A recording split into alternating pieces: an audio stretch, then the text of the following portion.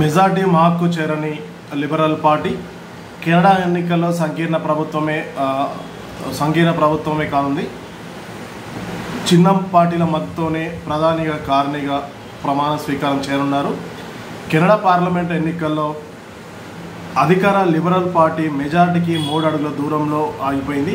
సాధారణ మెజార్టీకి కావాల్సిన సీట్లు 172 సాధించడంలో ఆ పార్టీ విఫలమైంది. దీంతో చిన్న పార్టీల మద్దతు ప్రధానిగా మార్క్ కార్నీ కొనసాగనున్నారు.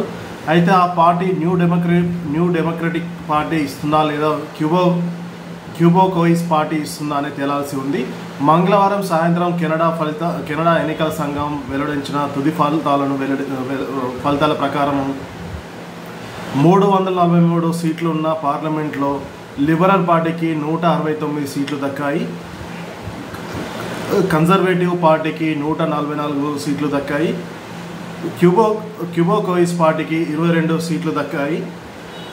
న్యూ డెమోక్రటిక్ పార్టీకి 7, గ్రీన్ పార్టీకి 1 సీటు దక్కాయి. ఈ ఎన్నికల్లో 68.5% ప్రజలు తమ ఓటు వినియోగించుకున్నారు. 1997 తర్వాత అత్యధికంగా పోలింగ్ ఇదే కావడం విశేషం. అయితే కెనడా ప్రధానిగా ఎన్నికైన తర్వాత మార్క్ కార్నీకి ఎన్నో సవాళ్లు ముందున్నాయి. అమెరికాతో వాణిజ్య యుద్ధం ఇందులో మొదటిది. కెనడా ఎగుమతుల్లో 75% అమెరికాకే వెళ్తాయి.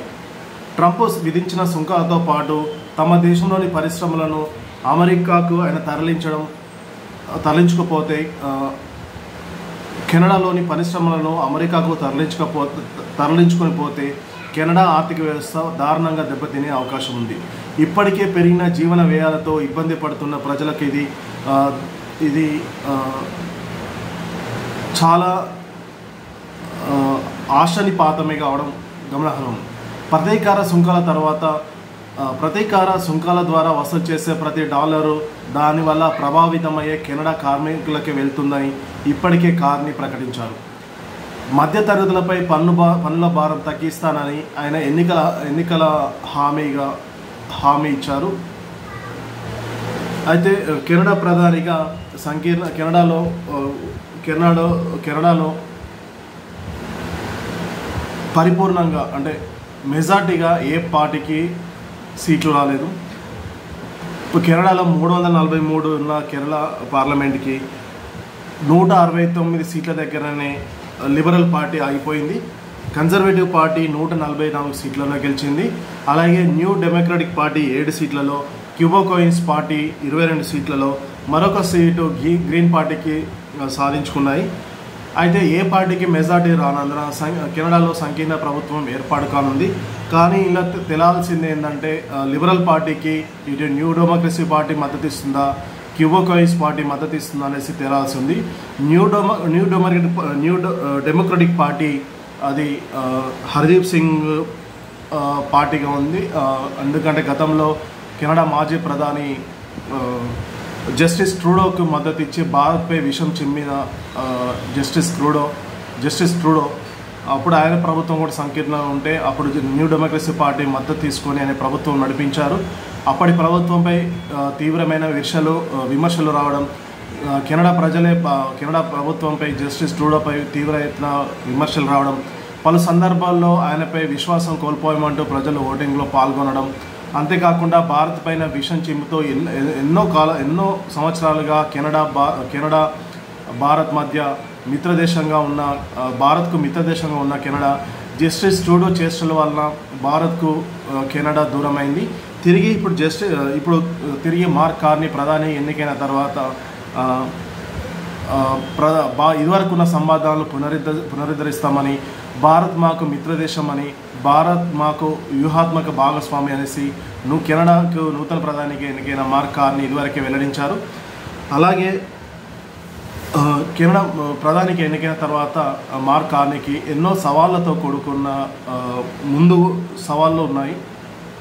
అందులో మొదటిది అమెరికా తరచూ కెనడాను తమ 51 రాష్ట్రంగా చేరాలని ట్రంప్ బెదిరిస్తూనే ఉన్నారు. అయితే కెనడా ప్రధానిగా మార్క్ కార్నీ ఎన్నికైన తర్వాత ఆయన ఫస్ట్ అమెరికాతో జరుగుతున్న వాణిజ్య యుద్ధంలో ఎలాంటి అడుగులు వేస్తారనేది ఆర్థిక నిపుణులు, ప్రపంచ దేశాలు ఆతృతగా చూస్తున్నాయి. ఎందుకంటే కెనడా ఎగుమతుల్లో 75% ఎగుమతులు ఒక అమెరికాకే ఎగుమతి చేస్తుంటారు. ఒకవేళ అమెరికా విధించిన సుంకాలతో కెనడాకు భారీ ఎత్తున పరిశ్రమపై ప్రభావం పడుతుంది. ఇదే కాకుండా కెనడాలో ఉన్న పరిశ్రమలను అమెరికా రాయితీలు ఇచ్చి అమెరికా తరలించకపోతే కెనడా యొక్క ఆర్థిక వ్యవస్థ భారీగా దెబ్బతింటుంది. ఇటు పరిశ్రమ లేక స్వదేశంలో నిరుద్యోగి పెరిగి ఆర్థికంగా భారీగా నష్టపోయి నిరుద్యోగం పెరిగి ప్రజల యొక్క జీవన వ్యవస్థపై భారం పడే అవకాశం ఉన్నట్టు స్పష్టంగా కనబడుతుంది.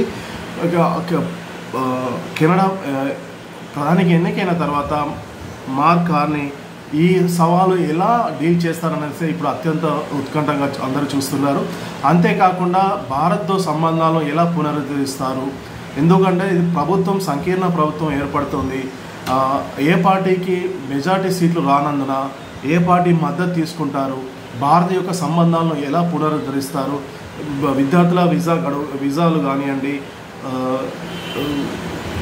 విద్యార్థుల వీసాలు, మరియు అక్కడ కెనడాలో భారతీయులు భారీ సంఖ్యలో ఉన్నారు. ఇదివరకు జస్టిస్ ట్రూడో ఉన్నప్పుడు కెనడాలోని భారత రాయబారుల సంఖ్య తగ్గించడం, అక్కడ ఎంబసీ ఆఫీసులను కొన్ని క్లోజ్ చేయడం, ఇవన్నీ ప్రతిచర్యగా భారత్ కెనడా మధ్య గత సంవత్సరం చివరిలో జరిగింది. వీటన్నిటిని ఎలా ఎదుర్కొంటాడనేసి ఇప్పుడు ప్రధాన అంశంగా ఉంటుంది. ఫస్ట్ అమెరికాతో వాణిజ్యం, రెండవది భారత్తో జరిగిన ఈ దౌత్యపరమైన విధానపరమైన నిర్ణయాలను ఎలా ఎదుర్కొంటారనేసి అందరూ ఆతృతగా ఎదురు చూస్తున్నారు. ఏదేమైనప్పటికీ భారత్ కెనడా యొక్క సంబంధాలు పునరుద్ధరణ ఉండాలనేసి ఇదివరకు ఎలా ఉంది, జస్టిస్ ట్రూడోకు బిఫోర్ ఎలా ఉంది, అలాగే వాణిజ్య సంబంధాలు, విద్యార్థుల యొక్క వీసాల ఇష్యూస్, మనకు భారీ ఎత్తున వీసాలను కోత విధించారు మన భారతీయులకు, దాన్ని పునరుద్ధరించాలనేసి, అలాగే కెనడాలో దౌత్య కార్యాలు తిరిగి తెచ్చుకోవాలనేసి ఇలాంటి సవాళ్ళు, అంతేకాకుండా పరస్పర అవగాహన ఒప్పందం, వ్యూహాత్మక భాగస్వామ్యం, ఆర్థిక సామాజిక సంక్షేమ సాంకేతిక విభాగాల్లో అవసరాలను ఇచ్చిపుచ్చుకోవడం ధోరణితో ఉండాలనేసి మనం కోరుకుందాం.